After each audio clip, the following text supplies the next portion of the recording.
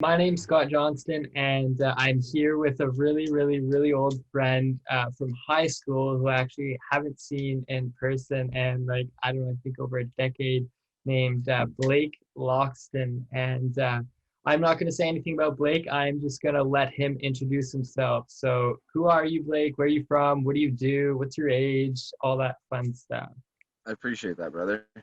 So yeah, my name is Blake Loxton, from Sarnia, Ontario, in Canada here, and 28 now. Sometimes it's almost like I had one of my friend's daughters ask me my age the other day. I was like 27 or 28. I'm one of those two anyway. So it seems like as we get older, it's like keep less track of the time and just like you enjoy the moments and make the most of them, right? Goes So faster, well, it does. It seriously feels right? like it's like the more memory we have, the faster time lapses, so to speak. Yeah. But yeah, so basically, I've been, I've had the opportunity to train with a few gyms out of Kitchener, Montreal, and some locally. But I've done the brunt of my training on my own, and I've been doing all combat sports from the boxing. I started with wrestling, I guess, first back in high school, and then kickboxing, then boxing, and then I shored up the jiu-jitsu, and then went into the cage last June it was for the first time. Oh, really? I didn't know Yeah, this. yeah, Nice. yeah. So it's been quite the journey for, especially in the modern day with mixed martial arts. Generally, people don't. You'll train just You'll train mixed martial arts. You'll train all facets at once, as opposed to individual arts. So it can be. I think it can. Well, it could be like a hindrance or a strength for whoever training that way. But I really think it helped me be able to sectionalize things and really develop each art. And then, yeah, because it was once I started MMA, it was the first fight, it was my little brother, my 16-year-old brother, and then my Guy Hamill from high school in the corner. And I wanted Guy there because he's the kind of guy who was there to keep me safe. He wasn't there for, you know what I mean? He wasn't there for clout or for pictures or for, he was there. He didn't even walk out to the ring with us. He like snuck up after, didn't come in to get pictures after. He was there to like, and then after the fight, I'm looking at him like, oh yeah, because I ended up, I'm good friends with this guy now, Vince Gwinnett, but I end up getting him in the first round, the end of the first with, Oh, good. Nice. yeah, so it was like one of those things where it was kind of like, whoa. And then after I'm like excited and I'm going, oh, like I landed this and that. And he said, oh yeah, well he still caught you there. So he sees the little pinpoint spot. So that's why I'd be happy to have him in my corner again anytime. And it's, yeah, for me it's really more so. And like I said, I've had the honor of having Sid Vanderpool out of Kitchener, and then Coach Alan Yu out of Montreal do my corner, and mixed results. But I'm not probably not the easiest to coach because of so much time on my own, but I'm always listening and always open to learn. And sometimes it's like when we do things on our own, or people who come from maybe some hardship or struggle and they've had to overcome it themselves, they might have a hard time opening up especially to someone they don't really know or trust, right? But and that's with good reason, you know what I mean? But going forward, and we all have a judge of character, and we all want to be, it's honesty versus greed with stuff, right? And every thought, choice, and action, it would seem like. So like the more that we choose honesty, and we can go towards honesty and go with our gut, and then you put your faith in the right people, hopefully, right? You know what I mean? And then that's just it. It doesn't mean always an elder. Generally it's an elder who's had time to accrue the wisdom. But like my younger student who's like 18 or 19 now, he just amazes me, the stuff he teaches me all the time. So yeah, it's like I gotta know when to listen to get the most out of the game. And yeah, it's an honor to have them in my corner. And it's just always such a fun time going out there, you know what I mean? So it's like you when you go to dive. I bet there's a little anxiety here and there, but you're happy to be there, right? Yeah, it's what fuels me and drives me, other than Seriously. doing stuff like this and interviewing and helping others. I So, agree. so thank you, Blake, for that introduction.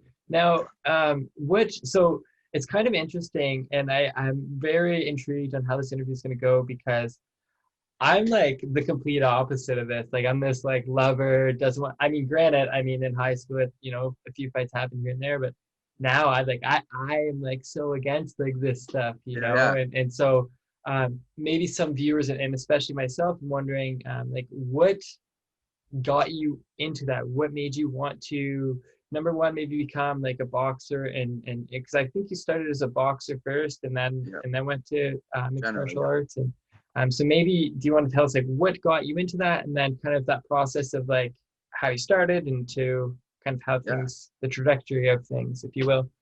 Sure. Yeah. So it was one of those things for me. I was lucky to have my older brother just like backyard and like basement sparring kind of thing.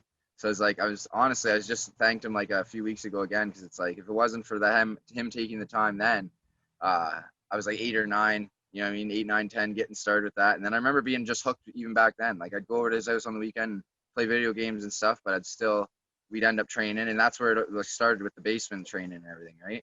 So it's like, let me see. At first, it was, yeah, first love was boxing for sure. Because like before I ever even knew what mixed martial arts was, I remember watching guys like, um, let's see. Well, my coach ended up fighting a guy, Glenn Johnson, years ago. Coach out of Kitchener there, and I was amazed when I found out that he had went like to a full decision with him for like world title fight or a high level fight, and I hadn't even known of Coach from Kitchener at the time. And then I was a fan of the other guy when I was like 10 years old, so it was cool watching those matches. But what got me into it, other than my older brother, was uh, our family's always been kind of like rough around the edges and kind of, you know what I mean? Like there's the good, bad, and the ugly. So it's just like um, I had a lot of good mentors and role models in and out of my family, but I definitely learned at times. So like it's like do as I say, not as I do. So it's like good. It was no lack of parenting or guidance or mentorship, but definitely just had an extra bit of a fire kind of burning, and always have been an athlete. And then I noticed, so as time, like you're saying, it took its course. It was kind of going. We're into high school now. Um, Everybody obviously has different energy going on when they're a teen, and I mean, so some it may be more.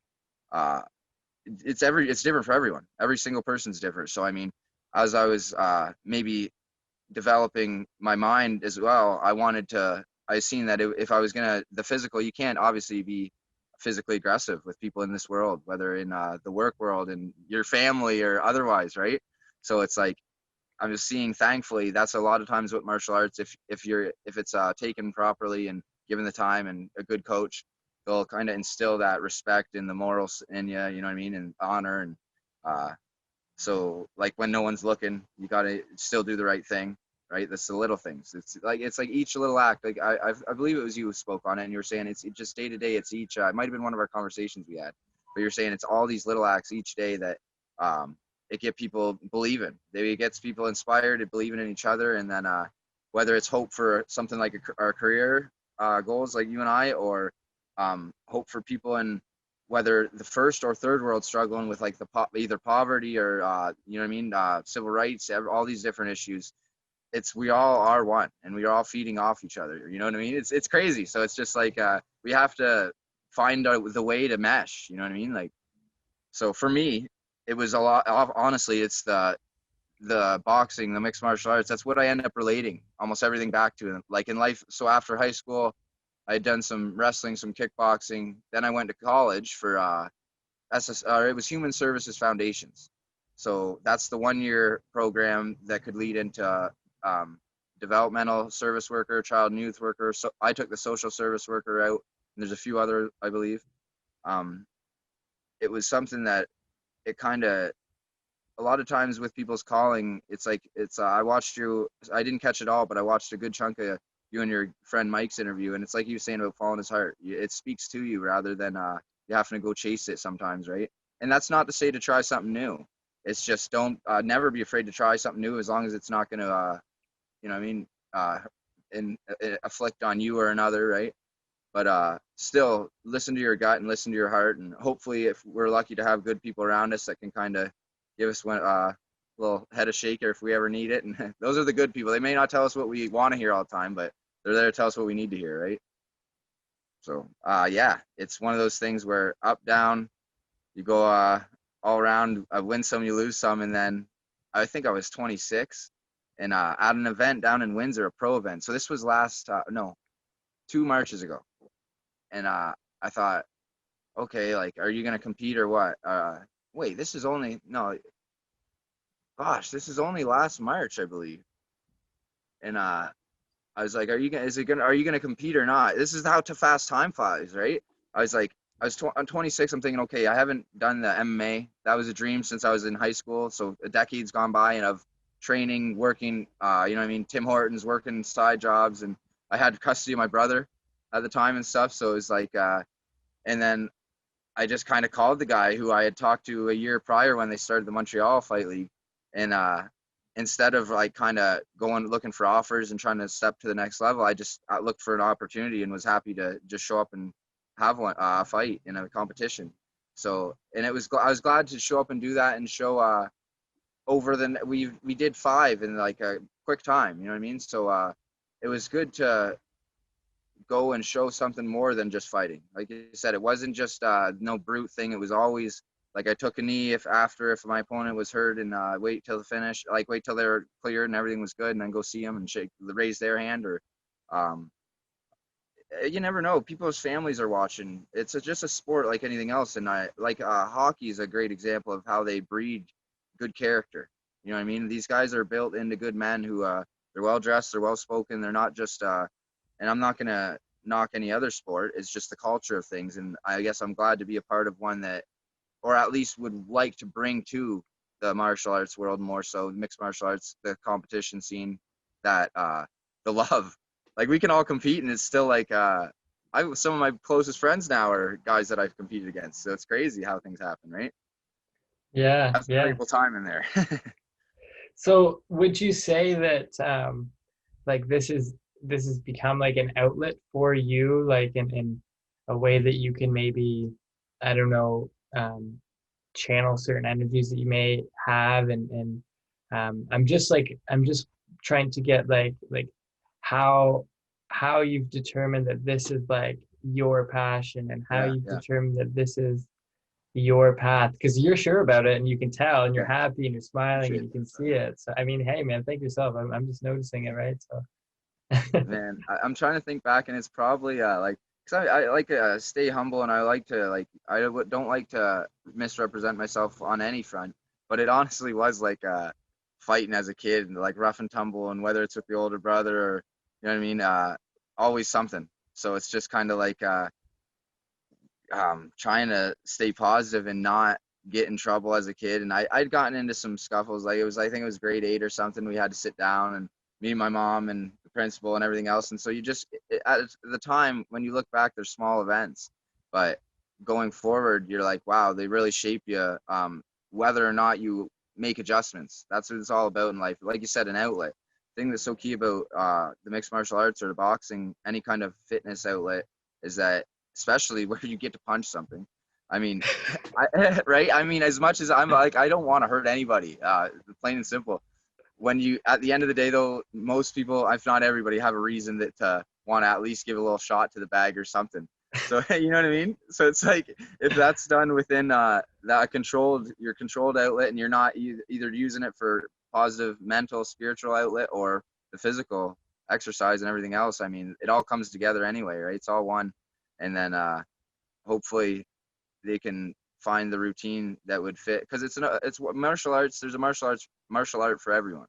I mean, whether it's like Tai Chi, like something real low impact, or the guys who like to wrestle and box and like to just pretty much scrap every day. It's like they're not feeling. I guess that's when you feel alive, is when the first couple of fights. Oh, I remember my first boxing fight.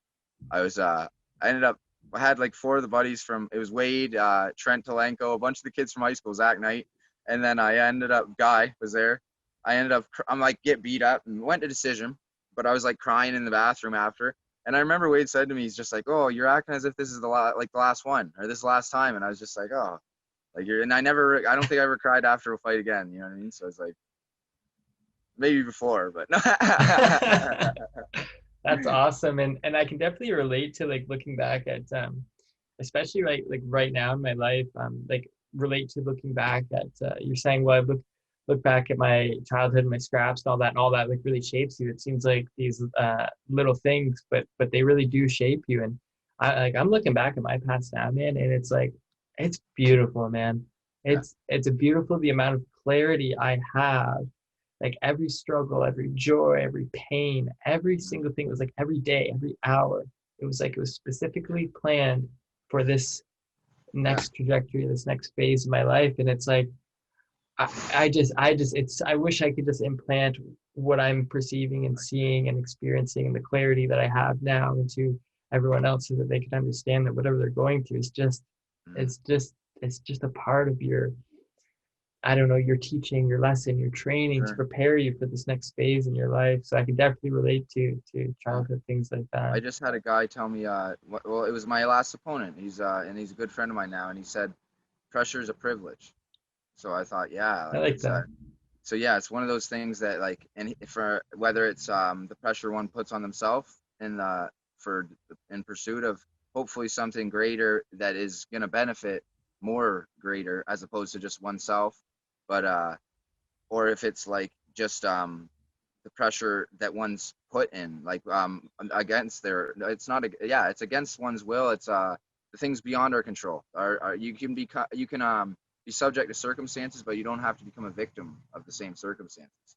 Hmm. So uh, everyone's different, and everyone learns at a different pace. Everyone has different pressures of life, the ups and downs. And like you said, that feeling when you get this clarity and you feel like you're like you it's a tough thing because I think you and I are lucky at a relatively young age to see what we want to do, and especially when it's something that's you know what I mean, and when it's something that's when you can't truly what is there's Tony Robbins, he said you have the keys to give when you have nothing. So it's one of those things where we can't expect it's a selfless pursuit. That's something like that is so much to gain that it's intangible. So it's hard to measure. So in our modern world, that's all about attributing values and you know what I mean, structures and constructs, all the stuff that we really don't know about. You know what I mean? We've attributed these systems, but um, yeah, we got to have an open mind and an open heart and know that like everyone is going through something different. There's plenty that we don't know, and I mean plenty that we can all hopefully learn and grow together, and rather than fighting bickering over the small things, right? Which Yeah. everyone's guilty of, me probably more so than others. So Yeah, I can completely relate with that. I mean, a lot of people come to me for advice and stuff, and I have overcome a lot, and as a lot of people have, as you have, is you know, but you know, the more I know, the more, you know, it's a saying, the more I know, the more I realize I don't know, and to be quite honest, the only thing that I actually know is that I think I might exist. Beyond okay, that, beyond I that, wasn't I'm not really sure. I was on the fence about these whole sorry, I might have to go and grab my charger in a moment. I apologize. That's cool. I was on the fence about the whole those theories about uh, numerous what is it, numerous just existences, I guess, numerous universes, and I was used to be like no simulations or whatever, and then I'm going lately once you open your mind up, you're like, well, who am I to say that, like, well, what if things changed at some point? I mean, I wouldn't have been able to tell, or it's like, you know what I mean, but Yeah, the facts are there are no facts, like you said, the more you know, it's like an onion, it just keeps going, and then yeah, yeah, it's like we can discern things, and we can, you know what I mean, discern. We the only thing I can personally, and I think we can ascertain, is that there's no facts yet that we know. Even mathematical fact is just a system that we maybe the last 10,000 years, right? Like, but within that we've come a long way. I mean, hopefully, at times it would seem, hopefully further to come, but I mean, one day at a time. I mean, I think it's important to also realize too, and to like, I don't know, I feel like a lot of people may be getting confused with some. Well, if you don't know anything with it, but I think it's important to understand that if you're listening to what's inside, that is what you know. Yeah. And when I say, you know, I don't know anything, you know, what I mean by that is like I can't actually prove what I know. Yeah, You know, exactly. it's a I agree. feeling, and it's an inside knowing. And I mean, Oh everything yeah, that you yeah, want to know and everything that you need to know is internal. So yeah, we need to understand that we need to stop seeking out there for answers, because you will seek forever. And I yeah, also think it's important to not try and understand the secrets of the universe, because yeah. I tried doing that for a long time, and I think it's an endless feat. You know, Yeah, accept that it's a beautiful mystery, and it is. It seems like it's the learning curve. You just get to the top of it and you're like, oh, I figured it out, and then boom, you're just right yeah, back down. You know what I mean? yeah, So yeah. I agree for sure. And yeah, it's like you said, it's there's so much to it. It's keeping perspective, you know what I mean? And well, yeah, I'm very appreciative. Dave. Another saying was like gratitude is the best form of currency. I think that was from Jim Leahy. Rest in peace. You know what I mean? He's a good guy.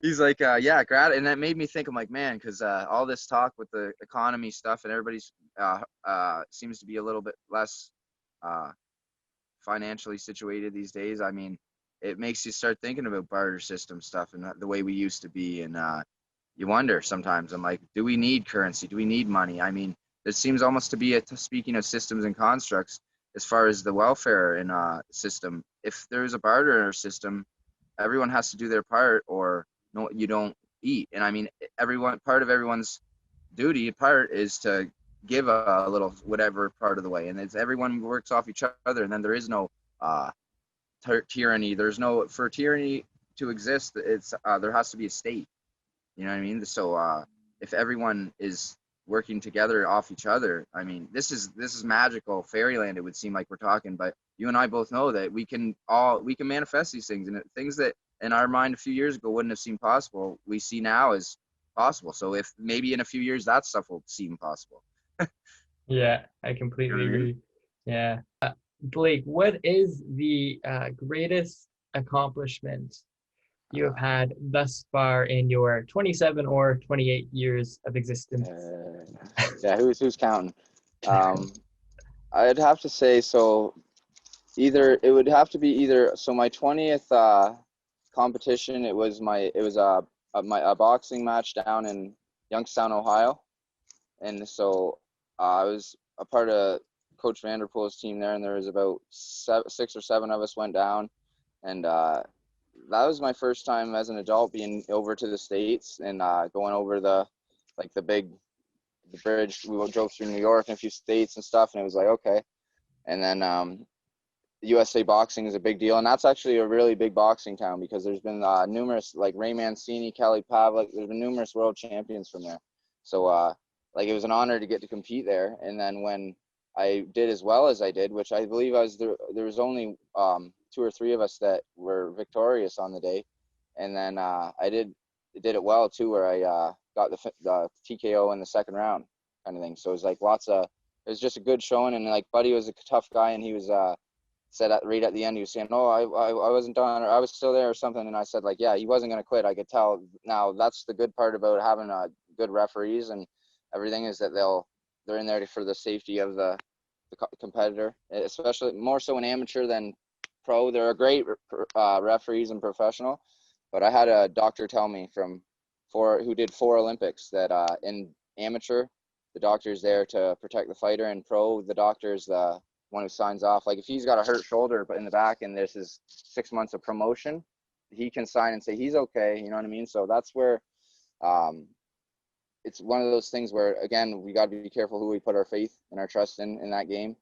The biggest accomplishment would have to be either that TKO, or I guess I got a shared like a breakthrough fighter of 2019 award kind of thing with the guy Vince, my good friend there, who I competed with twice in the year. So like we had like either fight of the night or just a couple good fights in a row, and we both solidly, I think we both had 4 fights in 4 or 5 months. So it was that was a big time honor. And then yeah, this most recent fight was every competition seems to be like it's just like anything with school or with uh, any interesting, hopefully, career pursuit. There's always a new challenge and a new endeavor. And so like we were saying about motivation, the discipline, and you have to, especially me on my own, it's a bit different of a game, and this is where you can relate to every person in their life, because I used to talk to my coach. I don't get to see him as much from being from Montreal or Kitchener or those guys, so, but I still I try and take what they say and to heart, and I'll always ask for advice if I need to. But I was saying to Coach Vanderpool that the things that he ingrains in us, I see why he teaches us the way he does. Uh, like it'd be like the concept of teaching someone to fish as opposed to fishing for them.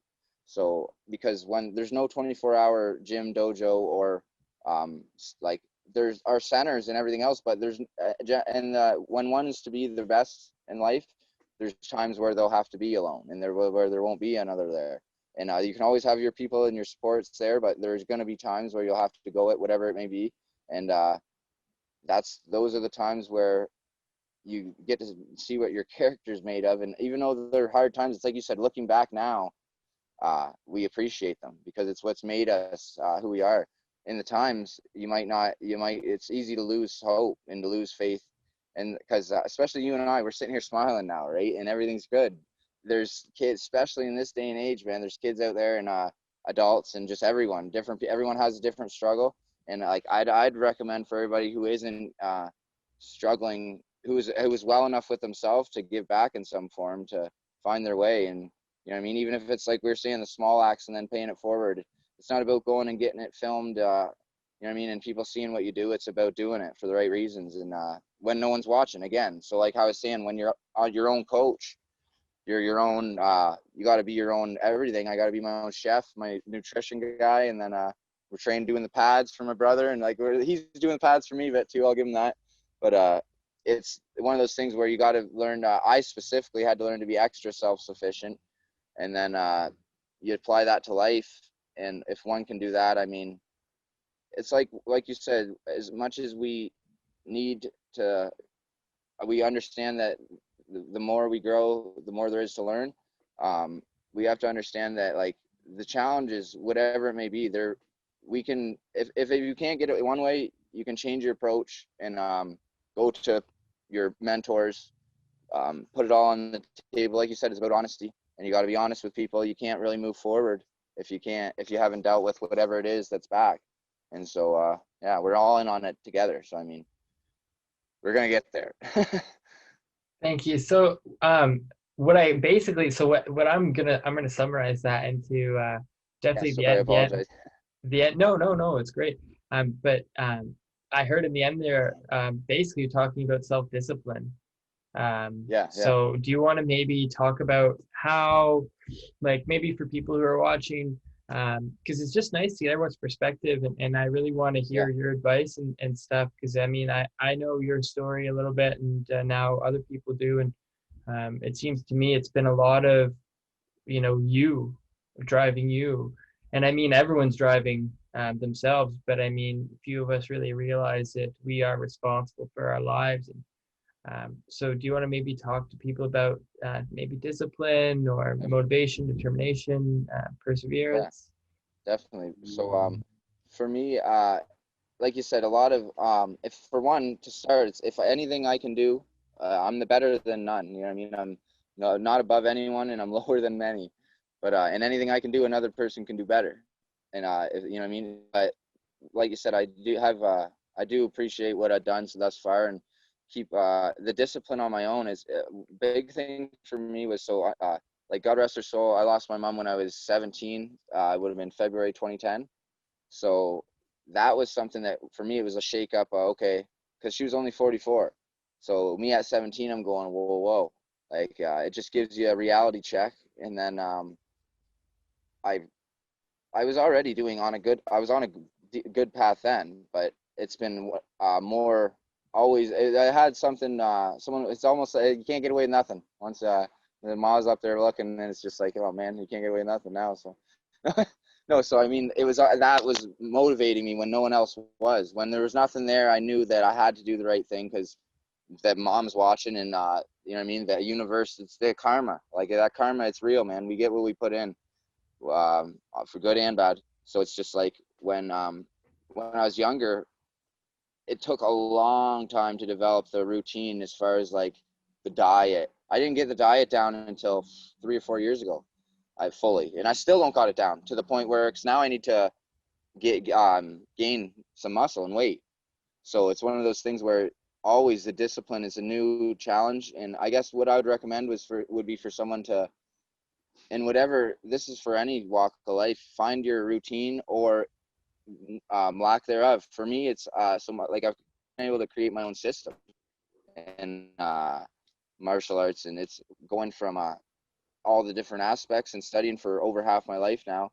Like it's a humble game. You know what I mean? I'm built off everybody else, and here to show and help with people. And it's about creating, like I said in some of them interviews, better people, not better fighters. You know what I mean? Better just people in better situations to then give back in life in general.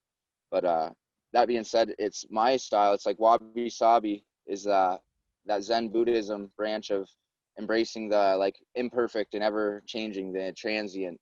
So that mixed with Master Bruce Lee, the Jeet Kune Do concepts, where he basically uses what works, throws away what doesn't, and then like specific situational game planning. I mean, that's my thing is like, even I within those freedom and spontaneity, creativity, you can follow a routine and a structure, say 2 times a week from 5 to 7. It doesn't matter. You want to make music, or you want to do even if you don't want to be that linear with your process, you could say between 5 and 7 Tuesdays and Thursdays, I want to do something art related. So I mean, there's so many things you can do art related. You could be painting, you could be writing, doing an online like graphic design style stuff, or making like music. I mean, there's a million things you could do.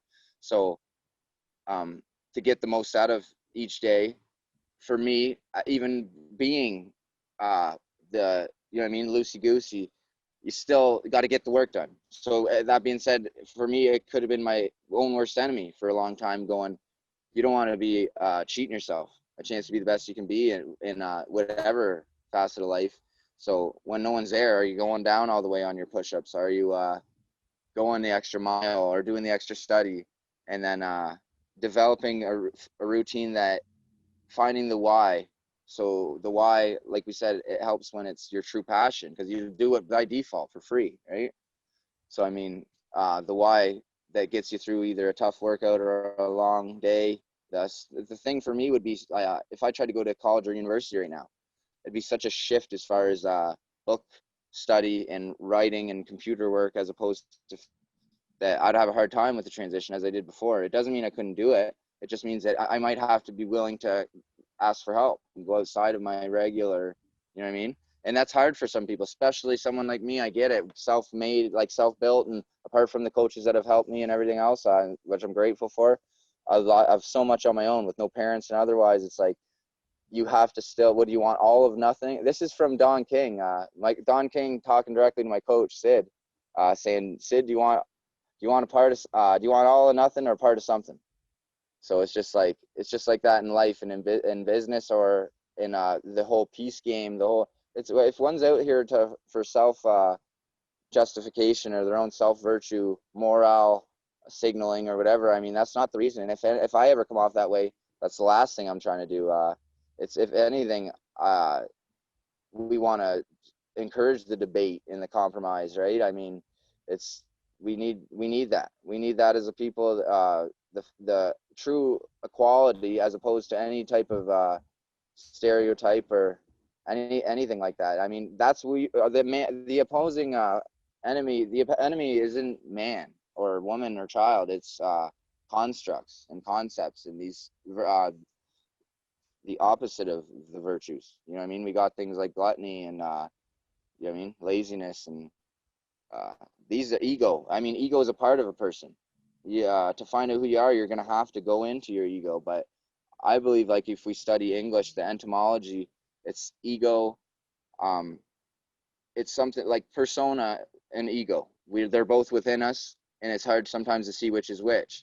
But persona, person, that's who we are, and then our ego may be sometimes who we want to be, or who it is that we want to show, and that can be good or bad. Sometimes an ego-driven thing for me, maybe it would be good that I'm feel the need to go the extra. I have to get that free pizza or whatever it is to somebody. You know what I mean?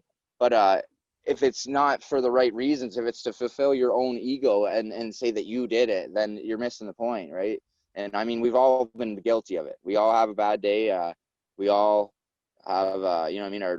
It's whether we want to admit it or not, we're all judging and stereotyping at times. And that's the hard thing to get over, is just to walk by another person, or to ignore someone, or to not give a hand if you could. That's a shame right there for both sides. You know what I mean? Like, but yeah, so with as far as discipline, determination, like you know, and your friend can attest, your friend Mike, it's about following your heart, follow your passions. You got to really do that diving in when you're on your own. That's diving in so to speak, not diving in. I can only imagine what you're thinking when you're diving in there. But I mean, even just for me, even just walking down by the lake or a bike ride, whatever. But you got to think, go inside, and when no one else is there, that's when you'll clear it up and you'll go, okay, well now maybe it's making more sense. And again, if it's something that's in the dark, I mean, it's at some point or another, it's gonna come to light, whether a good or bad thing. So you're better off in whatever facet to get ahead of it and talk to your people and talk to shore up those relationships, and you know what I mean, bridge those old barriers, or you know what I mean, those old crosses, and make sure that we're all on the same page, because if not, it's just gonna fester. These things, it's just gonna sit there and grow, and you can cover it up. And how much dirt can we sweep under a rug as a person or a people? You know what I mean? We're on the brink here. We got the world all running around in a heyday, and then it's a shame that the people that we would trust to hold the you know what I mean, hold standing for us, have seemed to run away with the cake and left us kind of looking at each other, wondering who's to blame. And that's a shame. Again, that's a shame for them and us, because and a chance to help and that's missed that's worse. That's worse than doing damage almost to someone. You know what I mean? Like, it's just as bad, at least, right? Like, it's Yeah, a really good friend of mine, Scott Kyle, he would say that anytime you walk by a homeless person, well, you just missed your opportunity to help that person, and I like, agree. what a shame that is, you know. That is, yeah.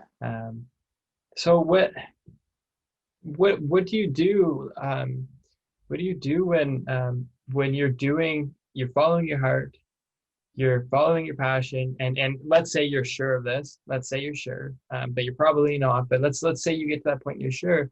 What do you do when it doesn't go your way? What do you do when things are failing? What do you do when you're losing hope? What do you do then?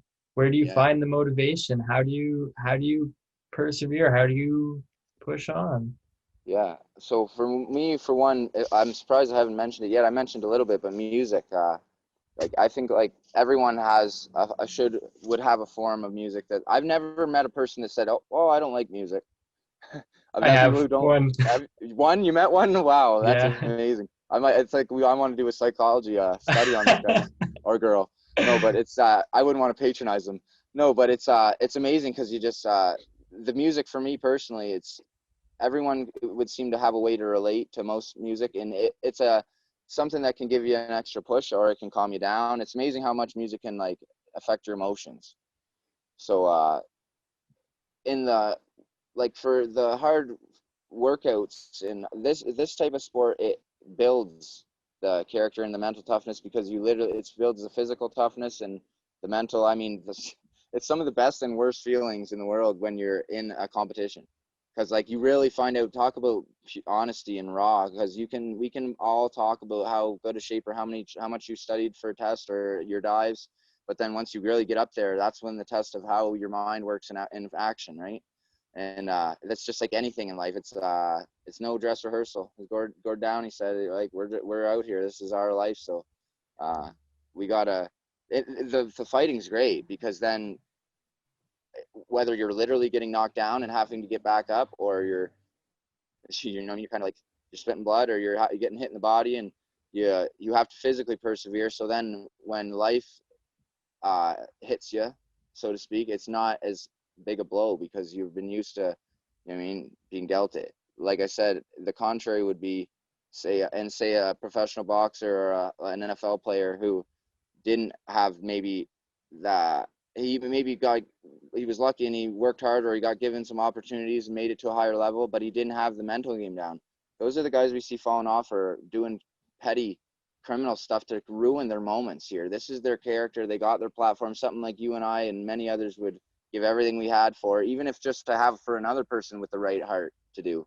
You know what I mean? And then they're giving it up just for nothing, for just anyone. It's easy for us to say now. You and I get come into financial fortune, and you know what I mean, all these other rewards and things in life, and all of a sudden that'll be another test of when one comes into, or I've had this where you accomplish a big thing. I'll tell you is if one accomplishes their goal in life, or a goal on the way, is be ready for, that's like you said, be ready for the down. After the down, I remember in Ohio, the night of, I got chills thinking of this, in the night of, in the hotel, after they all went out, and I was in the mode where and you got to be willing to sacrifice. I wasn't going to go, I was out, like, I just fought, and didn't drink at the time, I was doing my thing, right?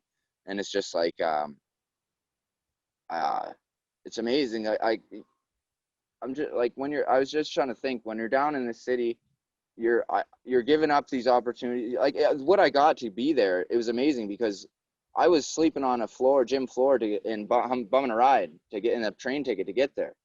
So it's, talk about uncertainty, but it's hard to put into words those things, because then you do that, you get it done, and after you look back at it, you're like, whoa, like, as you go along, you persevere, you seem to try reach further and further out into the no guarantees, right? Of nothing is the unknown, The nothing's unknown. right? The You just kind of keep unknown. reaching. You're like, your arm just gets longer. It's like Space Jam or something, like. But oh man, like, it's so much to take in. Just the way the whole world shifted this year. I feel like everybody kind of took a level up, and those who are open to it, at least, and even those who aren't, it'd be impossible to not, you know what I mean? Everyone's vibing around you. It's just like, sorry if I got off topic about your question, but I'm No, just like, no, you have nothing yeah. to apologize for. It's all good. So, back to the question. What is there any other outlet? Because, like, the question was, if you lose, like, if things aren't going your way and you lose your motivation, to get your motivation back. And you said, well, music. Do you have Yeah, any other, like, I feel like, dude, you're a fighter. You go yeah, and you fight people. You gotta. I feel like you have some other way to motivate you than just yeah, music. There's got to be something. I yeah, mean, yeah. So apart from, like, there's the music, and there's, like, everybody would have I really, so I believe that it was Malcolm X who said anger is a gift, and then Rage Against the Machine, Zach De La Rocha, he reiterated it in some of their music. And I've always, since we were like 15, 16, I used to believe that anger is a gift if one can use it to constructively, you know what I mean, a positive goal or outlet. Now, if you get, what do they say, it's Yoda, anger leads to hate, hate leads to suffering. Well, that's anger that's undealt with would lead to hate. You know what I mean? Anger is gonna come. Like you said, the downs are gonna come, right? So how to deal with them is, it's great with this outlet, because you wouldn't, after you get, oh man, some of the really hard workouts, you do not have, like, the last time I was down in Montreal, uh Mr. Petrie, James Petrie, down in at Team Alpha, the Alpha gym there. And I'll get the exact, it's in Quebec. You can look it up, out Team Alpha. It's an amazing facility, and like, he's pushing me, and I'm going, like, he's yelling stuff at me, and he's got the, like, dubstep or whatever crazy music playing in the back, and I'm like, I just get a good coach. They can that's what I would recommend, is to call on your people, because the downs are gonna come, the hard times are gonna come, and you can't be wanting to fight through them alone. You can't, you'd be on your knee just struggling, or you could just ask somebody to kind of, you know what I mean, give you a hand. And there's times when, like, that could become a hindrance if you're paving the way. If it's like the spoiled emperor's child, that old story. Like, if you give him too much, he doesn't even know what he wants. So he's just, but if it's a good coach, a good mentor, they'll know how to, you know what I mean, to give you the tough love when you need it, give you the inspiration, and then you got to draw on that inner why. Is it, for me, it was making my mom proud, making keeping my brother. Once I had him, I had to be lead by example. So that helped me, as opposed to just, I got to practice what I would preach. And then you get you get into the ring, and that's, like I was saying about honesty, you really have to do your work. Because if wouldn't turn down a fight, I very seldom, and I have never missed a fight, and I don't I've I've been finished twice in 25 fights. So I mean, it's like, I don't quit. And you really, it's your own worst enemy. You can be your own worst enemy. You haven't done your cardio properly. Well, you get in there, like, I'm pretty calm in there now. So, like, I make the efficiency out of the least amount of energy, but it's guys tagging you up in there. It's about safety and everything else. I mean, the last fight was great to watch, but after I watched it 2 or 3 times, I was like, well, wait a minute, like we're hitting each other. And then I talked to Kevin, and he said that that I had caught him and stunned him with the one shot. And I thought, man, felt bad for him. And I thought, oh, like, because he's 21 and like such a good kid with, like, I think about my younger brother and think about a guy like that, 21, and think hopefully he's like that with ambition and, you know what I mean? And character, and they want to give back, and they're not just, they're humble still. And but I thought, man, a young kid, and then all this stuff, and then you whack, you punch him in the head and something, because God forbid, I mean, this stuff's real. Like, people do get hurt in this stuff, and I mean, so it makes you think. Like, you go like, and because I really thought about that after a few fights. I was going, am I here for just to have a release every 6 weeks legally? And that's not, like, I'm not into that. It's just beating a guy up and being legally, like, it being illegal. What am I here for? But the same reasons as I started is a platform, you know what I mean? So that I can use that to either teach martial arts again, or then to do stuff like we're doing. And like, it's just like anything. If it reaches one person, then we're happy. And you did back in the day, whether it was the dude, myself, who needed it, or a dude on the street, or you calling a friend, or you calling on a friend. It's just like, that's what it's all about. You cannot be afraid to call on your people. And and don't be afraid to go and tell your people what they need to hear. I mean, I'm not afraid of that. I'm driving them away. I'm chasing them away. Others, they make use. They make the most efficient, the function, economy out of their words. And then if they ever tell you something twice, some of these people, you better listen, because I mean, they're helping it. They're there to help us, right? Like, so listen to our people, man. Don't be our worst enemy.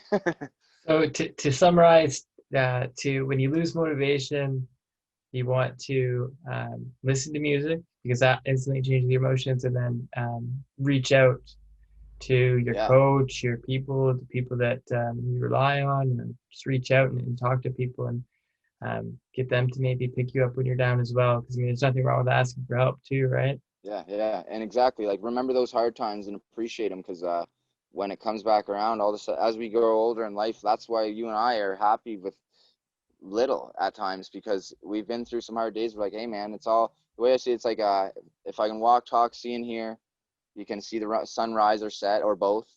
And then you got shoes and food, and you know what I mean, then we're better off than probably a good majority, over the majority of the world. So if that's the case, and one's complaining about anything, it would be, I think we could say, you'd be able to say it's selfish. I mean, we have that much, and we're still got the first world problems or otherwise. I mean, the first world has its struggles too. Like, you and I have been through it, whether it's the lack of resources when people need them and outlets, or whether Canada's, because it's sparse, it's so widespread, and the lack of funding for certain things, or the lack of real mental health awareness, you know what I mean, within even the industry, and the lack of a will to better this industry and to study on it. I mean, come on now, this thing, they were lobotomizing people 53 years ago or something on record, and we're going to give these people like, to look at them like they're God. I'm sorry, but I have no reason to go see a doctor in any time in the near future. You know what I mean? I mean, the nature is our doctor.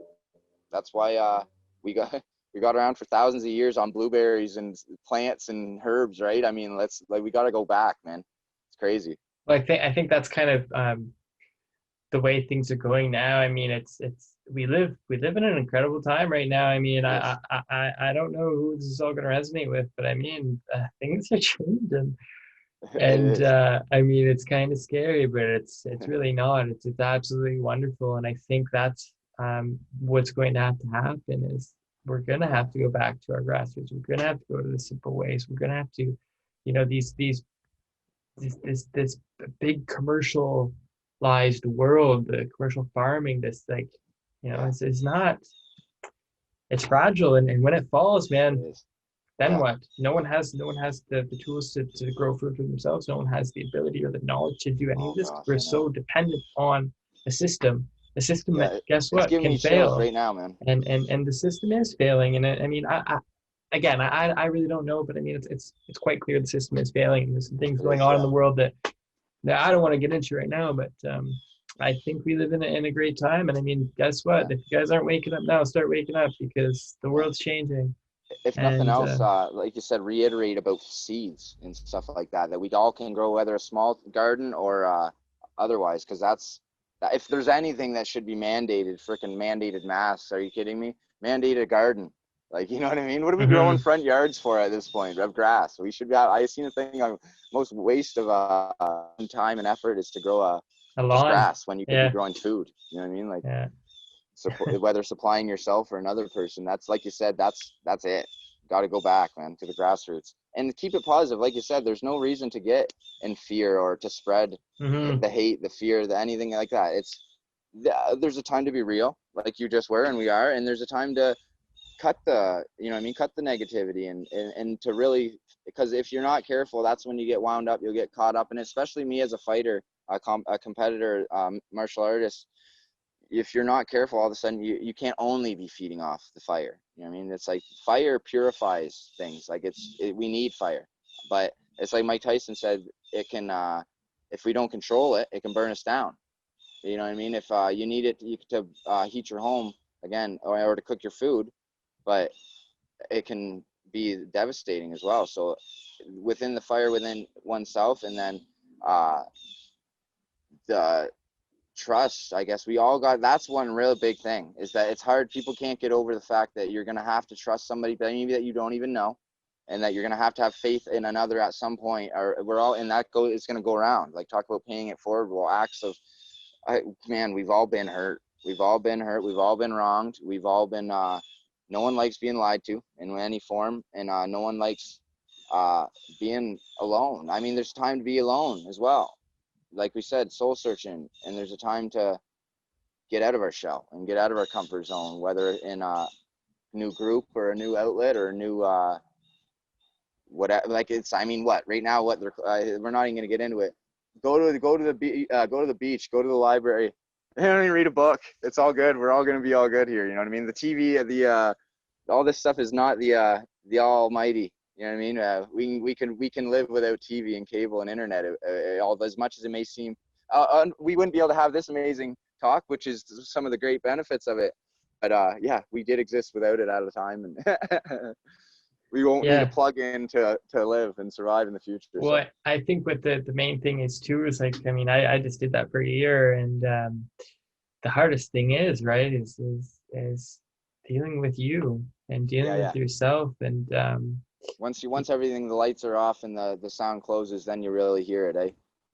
and I think that's kind of why we live in it. I mean, it's bombarded in our faces everywhere. Like we're they want us, not they, like who's they? We're basically taught to be distracted like all the time. Yeah, This phone, and I mean, I'm getting really bad for it too, granted. But I mean, I'm creating content and stuff. But I mean, yeah, I'm falling back into this trap too. But I mean, I think we like to be distracted because if we're distracted, then we're not going to face what's on the inside. And guess what? yeah, The yeah. inside's scary as shit.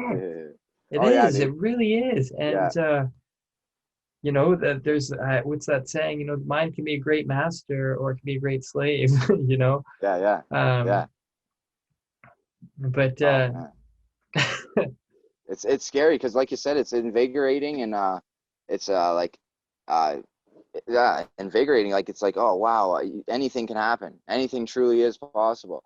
But then it's also like mundane or depressing because you don't have control over it as much as we might seem and think and obviously I'm not saying that one can't make their own thing happen. I, again, on the study of that entomology, the study of English, it's like, I think that freedom and fate, starting with F, and then say decision and destiny, it's like one would have to make the decision to pursue their highest self, and then have the awareness and wisdom to actually know what that is and make the right moves and not be ego driven.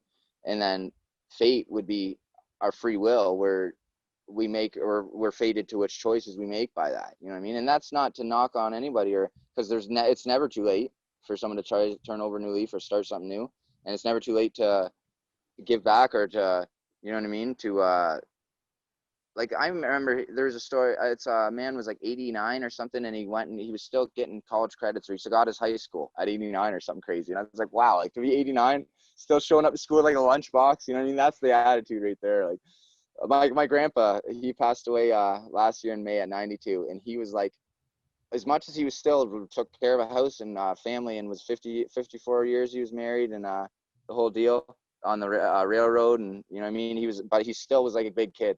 You get him some ice cream and get you know what I mean, he's enjoy himself. So we can't be too as much as we are adults and we got to treat things with respect that they're due, but at the same time, yeah, we can't be afraid to kind of let loose and enjoy the little things. Like I'm running around in Dollarama getting like crazy straws and stuff. I'm like, it's COVID, whatever, a pandemic. I'm like, got crazy straws, neon glow sticks, and like the whole deal, like a blinking light thing. I'm like, yeah, just playing in there. Just like, man, I'm having too much fun in Dollarama right now. Like, if that's possible, no.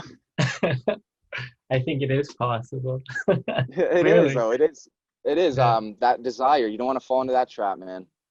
Well, those are, the three straight Buddhism here. The three root defilements are greed, hatred, and delusion. And the Four Noble Truths.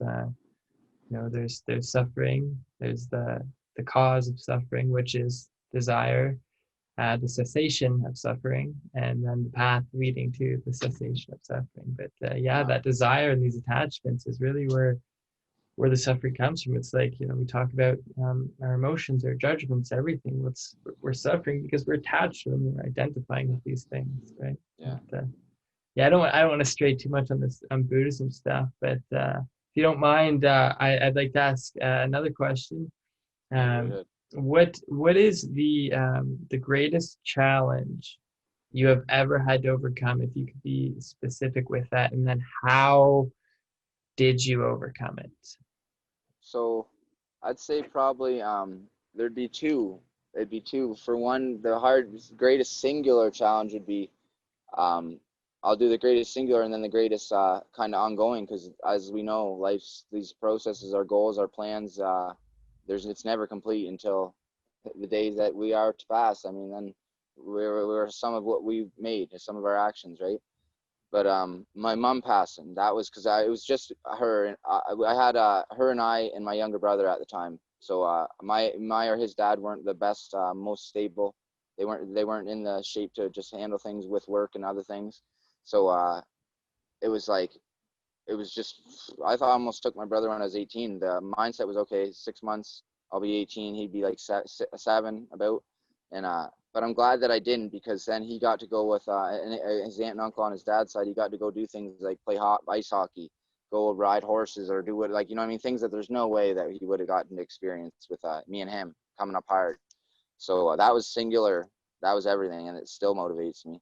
And ongoing, it's the mental health thing. Like it's maybe you and I are having a good day today, but it's like you said, it's what's off the camera. So I'll be 100% honest. Before this, just before it, well, for one, I was a little bit late. I was like a half hour late, and there's no excuses. I was I just, you know what I mean, one of those nights where you don't sleep a lot. You can get within your own head, and you can worry, and you can think about not what either over one specific thing the next day, or over life itself, or a bunch of things at once. And it's not good for anybody going past the stage of just worrying. Like, what is worrying? I mean, it's one thing to give something, like I said, is due respect, and be hold yourself accountable when no one else is there. But to beat yourself up, uh, whether over the worry, over a regret, or a failure. Failures are, what do they say? Success is a string of failures, right? So I mean, we have to know that it's when we make it through the night, there's a brighter day, like literally. And you feel, like I said before this, I'm kind of going, okay. I didn't know how I was gonna do about it, and I'm going, okay, like I hadn't done this kind of thing in a while, but that's just it. So that's why we all got to be honest and real, is because we all might look good on the show or when the light's on, but when it's off, I don't care who you are. You know what I mean? You got something to, you got a vice, or you got something that you can better, some way you can better yourself, or if you're the almighty over here, which no one is, I'm saying, then you must really be in a position to give back, right? So then you must be excelling in that way. But otherwise, the work never stops for like everyone, as far as like you said, we don't want to stray too much on the Buddhism and whatnot, but the Bushido thing, It's I recommend people to look into it. And it's simple. A lot of it, it's like the What is golden it? rule type Sorry. thing.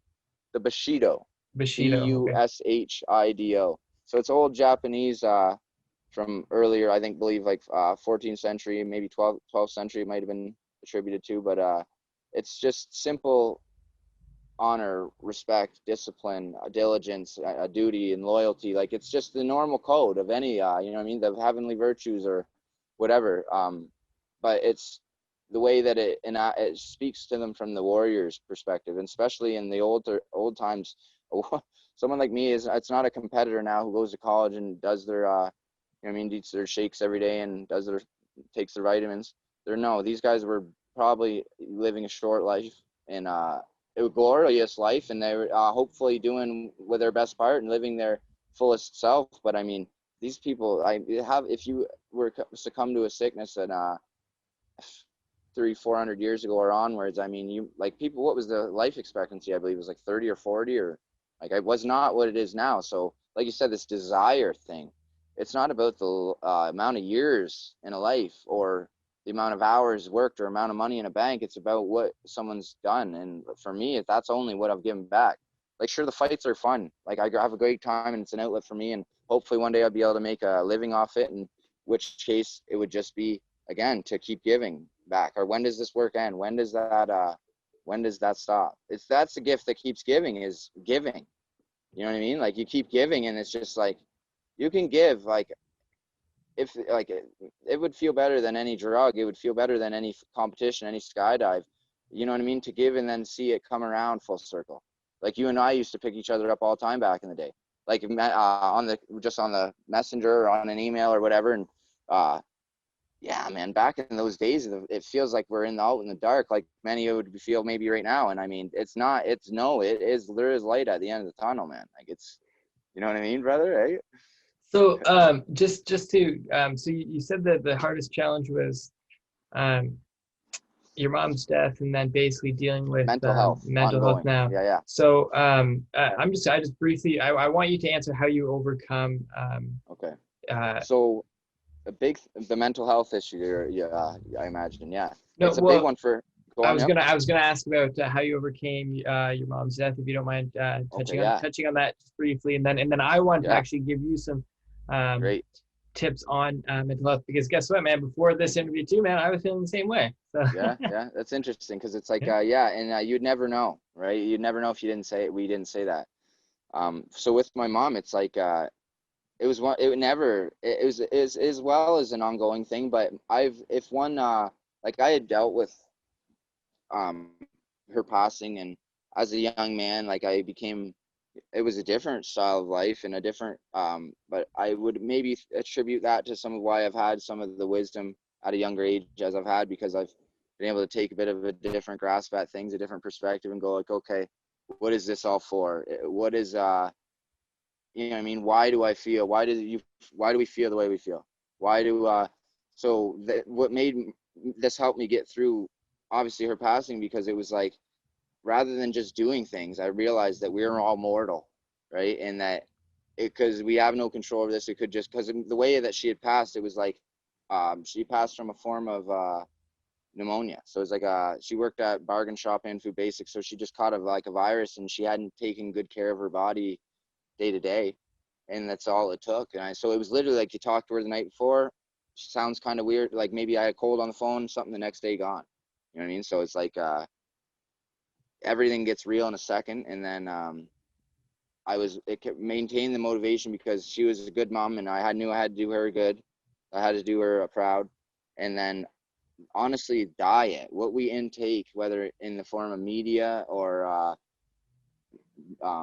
relationship communication with our friends, family, loved ones, whatever, um, what we put in our body, really specifically food and intake wise, this stuff, if not for, like I said, the diet, that's when you really start rounding your life and your game around, is when you're on a somewhat of a routine, at least diet wise. We got to be putting the proper fuel in tank to it's just like anything, whether mentally or spiritually. You're trying to go climb a hill every day, you're caught to climb a hill, some days more than others, and some days you have less gas, whether it's because that's where the fighting comes in, a science of rest, training, like rest, exertion, You know what I mean? And then study, rest, exertion, study. So you really know the difference. You know what I mean? So when it's time to rest, you might not want to rest, but when you're disciplined, that's when your discipline comes in. You go, no, I got to be up for work tomorrow, or I got to be, you know what I mean? I got to be where I got to be.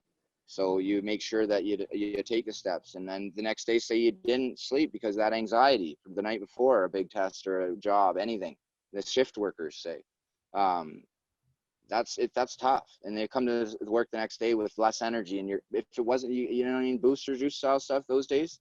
Oh man, if you have your own little fruit smoothies, or maybe if you're, whatever it is, we can all, if it's in a box, can, or bag, it's probably got some crap in it, some preservatives. If it's from the ground, or, you know what I mean, then you can get that stuff in you. You'll be like Superman. You'll just keep going. You'll be Energizer Bunny. You just, you know what I mean, like it's fill up on them greens, and so that's what it is. Honestly, with the mental health, is if not for the diet and good friends and people to support, to pull on, you know what I mean, to call on them, and then make sure we're there for them and the people otherwise to pay it forward. But without that, as I'm sure you can attest, we wouldn't be where we are. So it's just like, So that's why it's so adamant to give back to another person who might be needing it, right? so and on that, let me get back to you right now. So and take everything I say with a grain of salt, because again, I don't know anything. So with anxiety, I've posted a video specifically on anxiety.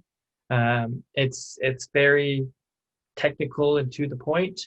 And you can, I don't know if you've watched that, but if you haven't, maybe I'll put the link down there, and maybe you can watch it after too. But essentially, you can use this with any emotion. And I'm not giving you like an answer you're probably gonna like, but you basically, what you have to do is you have to actively go against what your mind is saying. Yeah. So the thought creates, so you're thinking, like you have to become aware of your thoughts. And so you're what happens is, like, okay, like right now I don't have a job, and, you know, so I'm worried about when's money coming in, right? So it's like that thought is now creating this feeling of anxiety down here. So we have to become aware of our thoughts in order to see what thoughts are creating that anxiety. And then when we become aware of those thoughts, well, obviously, like, let's stop thinking about them. But more importantly, it's like you literally have to actively, like, as soon as, like, you're aware of your thought, and you're thinking something that's making you anxious, you have to stop that thought. You have to stop it right away. Otherwise, you're just going to get taken for this whirlwind of anxiety. And I know that's not like an easy solution, but I mean, until you can progress and detach from your thoughts and understand that it's not you, and be completely detached. And I'm not completely detached from my thought. I'm not. I still very much identify with thought, but I'm working on it. It's constant work. But you know, and what happens is the cycle too. So it's like, you know, your thought will create the feeling, and then eventually it becomes a cycle. And then it's like, now the feeling's creating a thought, and the thoughts, you know, it's you have to break it. You have to actively go against your mind. It's like, it's very hard to do. Like, I'll give you an example. You know, not long ago, I was very depressed, and I didn't want to get out of bed, and I was waking up like depressed, and now I'm like waking up happy, which is great. But I basically, like, the one day, so I'd wake up and I'd just stay in bed and stay in bed, stay in bed. And I would wake up early too. And then the one day I woke up and I literally said to myself, I was like, nope, nope, nope, nope, nope. And I put my feet down, I went, brushed my teeth, and I left the house. And then I kept doing it every single day, even though my mind's like, no, be depressed, and, you know, life's shitty. So you actively have to break that cycle, and you actively have to keep going. And it's hard. It's very hard. It's very hard to do. But when you break it, then it's broken. Then it's broken. I think it was Tony Robbins again who was saying on that, and he went in depth, and he was saying about how it's like you feel sorry for yourself or whatever, but you have to let that feeling, like you said, exist to even exist. And if you, as soon as you just shut it down, it's like easier said than done at times, like you said, but that's so key. And for everybody, it can happen, like you said, it can spring out of nowhere. It can be so like I'm personally, anxiety wasn't my biggest. I would have suffered more with depression than anxiety, or maybe too like mood swing stuff, just to get, some call it emotional, or other passionate. You know what I mean? Sometimes it's just an a-hole, but no. So I think it's Ajahn Chah. So Ajahn means teacher. He was a monk in the tradition that I was part of. in Thailand. He was believed to be fully enlightened. He said, "Your mind is always lying to you. You know, it's constantly creating these stories and fabrications. So it's like, don't believe it, man. When your mind's telling you depressing things, and it's not. This isn't to say that it's like, oh, so I just like stop this, like, I just stop my thought. It's like, no, it's just, it's more of just seeing it for what it is. See the thought for just a thought. Yeah. Don't get it like, oh, like I don't know. I don't even want to. I was just gonna like start saying examples of depressing thoughts, but I'm not gonna do that. I feel like that's kind of like insulting. But I get them too, man, and it's not like they don't come up, and it's not like we're trying to get rid of our emotions, we're trying to get rid of our thoughts, but it's about seeing them for what they are, seeing the thought for just a thought. It Yeah. doesn't exist. It's just here. Yeah. So why do we attach our that's me and that's mine and I'm these thoughts and I'm gonna that's when the suffering comes, is the attachment to the thought and the Yeah. attachment to the feeling. Like there's no such thing as a bad feeling or a good feeling. There's actually no such thing as bad or good. These are just, Yeah. again, constructs. Constructs. Yeah. But when we identify with our feeling, when we identify with our thoughts, meaning that the thought isn't just a thought and the feeling isn't just a feeling. The feeling is me and the thought is me, but Yeah. it's not. And if we could just Yeah. we Yeah. dude, this is, I'm not, this isn't like something that I've mastered by any means, but it's I like most people probably watch my videos and probably like, oh, this guy's great and all that. No, I'm not. I'm not. Yeah. I'm like Yeah. everyone else. Exactly. Yeah. And I still, dude, it's a constant battle, man. It's a constant Mm-hmm. battle with this guy, whatever this thing Yeah. is up here. Exactly. And Yeah. And like you said, you got to it listen to the heart as opposed to the mind. Yeah. The human mind. Yeah. yeah, the mind will lie and deceive you, but the heart is incapable of lying. It can't lie. Mm-hmm. Yeah. It Exactly. doesn't. It is That's why that. it's your truth Go on. guide. It's your compass. Yeah. It's your What do they call it? Your conscience. And when my mom's a kid, she's like, "Oh, you have your conscience." And then I thought when I got a bit older, recently, it was conscientious. I thought conscientious is right or wrong, and conscious is being aware. So there's a little bit of a slight difference, but they come hand in hand, right? yeah, Yeah. yeah. And then I wanted to say too about the MMA stuff really helped me with in the boxing with clearing my head, because you really have to clear your head before you go into a competition, because like you said, you can't be seeing things. There's no illusions in there. So you get in there with a guy and you can't be thinking about moves, or it's quarters of seconds. And it's actually really amazing when you think about any high level sport athlete or even skydiver, like wingsuit, a squirrel suit guy, that splits of seconds for your mind to send signals from your toes to your head and back or whatever to in quarter. Like, I mean, we're hairs of seconds. We're fracturing seconds into, I mean, 16ths or whatever to be able to send it ding, ding, ding back. And then you react. And then you may change it right in the midst of a movement. So I'm like, you really have to clear, like you said, it helped me there because you have to be able to react that quick. It has to be clear, your mind. And it doesn't, that does help because when you're able to, like you said, it's that, so that honesty versus greed, but like the heart can't lie. You just said that. I mean, I agree. And it's like for honest, every thought, choice, and action, I'll reiterate, it's honesty versus greed in each day. And then to even entertain greed, you have to like, it's almost double or triple bad energy, because then you're like, oh, well, I could be doing the right thing. Now, like you said, you're thinking about thinking and about thinking. You know what I mean? You're going, oh, well, I could be doing this, but well, I mean, I had a rough week, so I'm just gonna have whatever it may be. The vice is I might go do this, and I mean, whatever excuse they have, and then it's like it's a slippery slope with that kind of stuff. Like you said, no more feeling sorry for ourselves, no more being afraid to ask for help. Like it's a new So time, and I mean, it's a good time. so how do you clear your mind before a fight? And I think that's fundamental and key, and I think a fundamental key to if you want a very simple, vague answer to greatly reduce your suffering, be present. Learn to Yeah, be present with your thoughts and your emotions yeah, and what your body's doing, because we're not living in the present. We're either living about in the past or in mm-hmm. the future, and both which don't exist. But if Yeah, you could become present, then there's very little suffering in this moment. Like right now, I'm actually not yeah. suffering Exactly. Yeah. if When I'm you put here. things in perspective, exactly. Yeah. If you go, oh, like what, you know what I mean? I mean, we're lucky to be physically able and be of good health. But even those are people, some of the strongest people I know are people who've been through, whether in the medicinal industry or they've been through hardships and they just man, it builds character, these hard times. So we got to be thankful for those hard times, right? Like, Sorry, Blake, how do you clear your okay, mind before a so how fight, I like clear the head before specifically? it, for me, it's crazy because I just enjoy it so much that I'm like my MMA fights here. I'm like literally. Well, one thing is I usually don't. I am always enjoying myself. So for me, it's a matter of like I said, kind of reeling it in.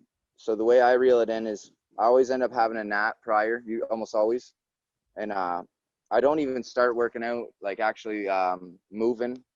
And I don't like. I usually was just working, warming myself up, no pads or anything, right? So I don't do that until I know I'm like within 45 minutes, an hour of the competition. So that helps because you don't turn the juice on until it's time. You know what I mean? So it's just you chill out, like laughing. I'm reading a book maybe, or got the music for sure. And then like I always go around and talk to people because I'm not all like angry. My anger was used. The anger is good for training, but it does not help in a fight. Emotions, like you said, you have to clear your head. No emotions do not help in there. Um, you got to be able to react, like you said, and for that you need a clear mind. And so I go around talking to guys and talk to old opponents or guys I respect or networking coaches, you know what I mean? And a joy in the moment because I'm like, I done that at boxing events where it was like, hurry up and wait. We drive 7 hours in a day and all out of our pocket to go to Toronto to fight for 10 minutes and I'd lose a decision and I'd choking, you know what I mean? Basically choke and then you're already on the way back. And it's just like, man, like what was that? So like now after I've done it for 10 years of competition, then it would seem like you're a little more accustomed, but like anything. And now so that last fight, I didn't feel a thing nervous wise. I mean, so I take a nap. I wait and keep it super low key until an hour or less before.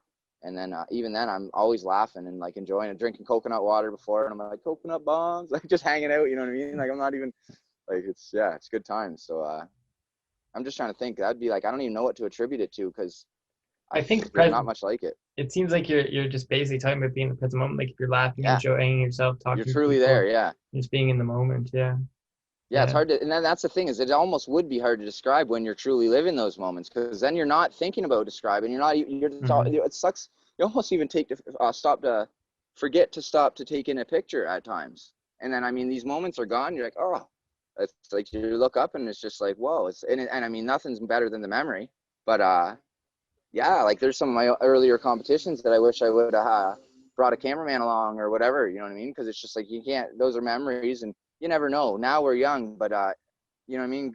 God willing, we make it to be old men and got grandkids or something, and then you're showing them stuff like you jumping out of a plane. And the irony, but honestly, Scott, when I was in the plane last time, I was like looking over down and the thing, I'm like, well, I'm up here. Like the next step would be getting out. It's not that far off. I mean, but it's not the same plane. Like it's lots of training involved. I get it. I respect Well, that I stuff. mean, realistically, you don't need any training if you want to do a tandem, which I don't Yeah. recommend doing. But yeah, a guy I just met, Trenton. He's a passion coach. He's also the founder of Skate for Sick Kids. He came out and just he was in the air before I was. So Oh wow, next thing I know, I'm looking over the guy's landing doing his first tandem. So that's crazy. I mean, Yeah, if you that's really want wild. to do it, That's you can make it happen. yeah, yeah. Yeah. That's all in good time here. Yeah. All I right, have to Blake. do it.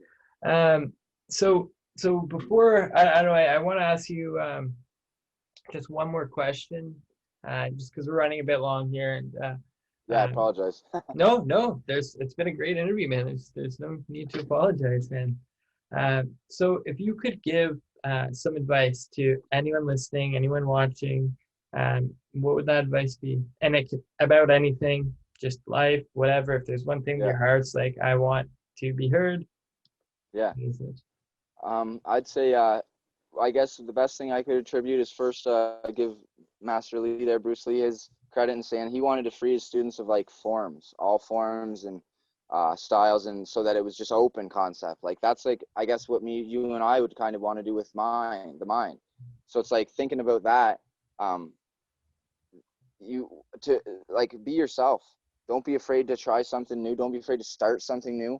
Don't be afraid to dress different or the way you feel, or and make sure that it's not out of vanity, right? But at the same time, don't change it because to suit what another. We spend so much time in this life wearing, trying to wear save money or earn money to wear clothes or to buy things that we either never really and truly enjoy, or to impress people that we'll never have a relationship with in reality. And that's a shame, because that's so much time that could be used for either that inner growth and inner talent, inner search.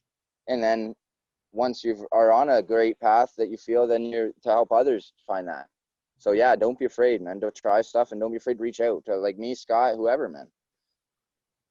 Awesome. Well, thank Appreciate you, you. brother. Thank you so much. This is a great interview. I hope that many people see this, and that Yeah, yeah. that it helps someone. Uh, And also, whatever links this guy wants down there will be down there. So I don't know if your Facebook or Instagram, whatever. yeah, let me see. Yeah, we'll throw the Facebook and the YouTube channel on there. I'll get you those. Oh, I forgot about the YouTube channel. That's right. Yeah, I got some I fun got. I'm stuff on there. subscribed to you, so I don't know why I Yeah, yeah. forgot about I know that. it's pretty. I wanted to get back on a thing like you said about routine, whatever, man. We can all do 5 minutes a day, call, a bit of art, a bit of organization, and you know what I mean. And then we'll all be coming together on it. So, Yeah. Alrighty, Blake. love, brother. I appreciate you. Thank you so much. And if you guys liked what you saw, please like and subscribe. Thank you for watching.